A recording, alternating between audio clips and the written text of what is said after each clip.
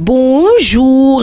Le président Macky Sall envisage de procéder à un remaniement avant ou tout de suite après les élections du 4 septembre portant sur le Haut Conseil des collectivités territoriales. Une révélation de Réumi Quotidien à voir sur réumi.com. Le journal du groupe Promo Consulting ajoute que le gouvernement sera complètement chamboulé. L'idée sera de nommer ou de confirmer à leur poste des porteurs de voix possédant une base et capables de gagner leur localité et même au-delà. Le président Sall n'a qu'une seule préoccupation: remporter haut la main les futures élections, les législatives en 2017 et la présidentielle en 2019. Et il n'est pas sans savoir qu'il y a un risque énorme à perdre les prochaines législatives. Il sait que ce sera la fin prématurée de son mandat parce qu'il devra se résoudre à accepter une cohabitation pour la première fois dans l'histoire du Sénégal, car le premier ministre sera non pas Boun Abdallah Dionne, mais un membre de l'opposition qui va nommer son gouvernement. Loin d'une hypothèse d'école, cette possibilité est à envisager avec sérieux selon Hassan Somb, dont l'analyse est à lire dans Réumi Quotidien, journal à voir sur réumi.com, et qui nous rapporte les raisons du renvoi de l'audition d'Ousmane Sonko devant le Conseil de discipline. Loin d'être un boycott, il revient à Réumi Quotidien qu'il y a un quiproquo entre le pool d'avocats de l'inspecteur principal des impôts et le président du Conseil de discipline du ministère de la fonction publique. En réalité, l'inspecteur des impôts, qui avait à ses côtés pas moins de 5 avocats, se fera stopper net à l'entrée du département ministériel. Les préposés à la sécurité des lieux avaient reçu des consignes fermes. Seul Sonko et un avocat devaient accéder dans les locaux du ministère de la fonction publique. Les nerfs devinrent tendus et il s'en est suivi des échanges de propos aigres d'eau. Puis quelques-uns des avocats de l'inspecteur des impôts lui ont suggéré de s'attacher les services d'huissier au fin d'établir un constat des faits, d'où l'entrave de l'audition qui n'a pas eu lieu d'après Réumi Quotidien, qui donne encore des détails dans sa livraison du jour à voir sur réumi.com. Walf Quotidien aussi revient sur l'audition avortée d'Ousmane Sonko et rapporte aussi les raisons du fiasco. Dans Walf Quotidien, l'inspecteur des impôts prévient: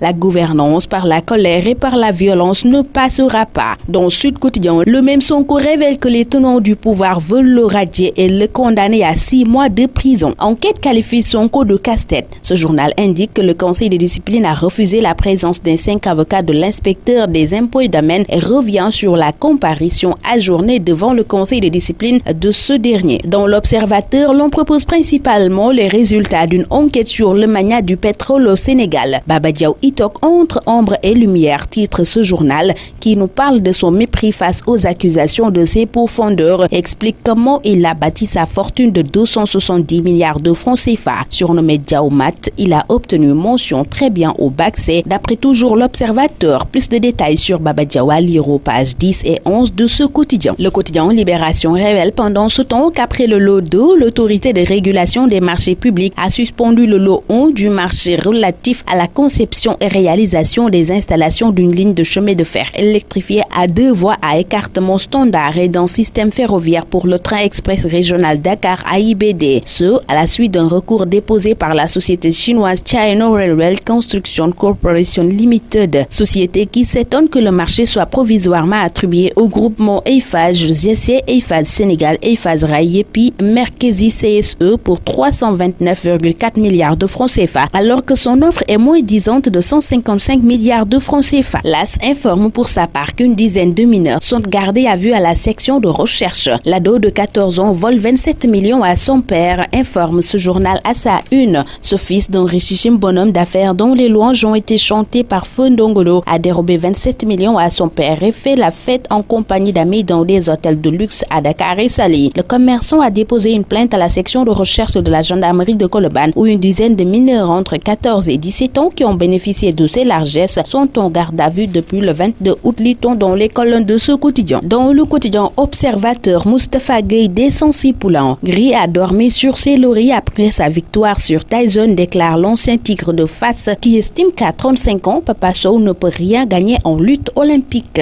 Bonne lecture à tous.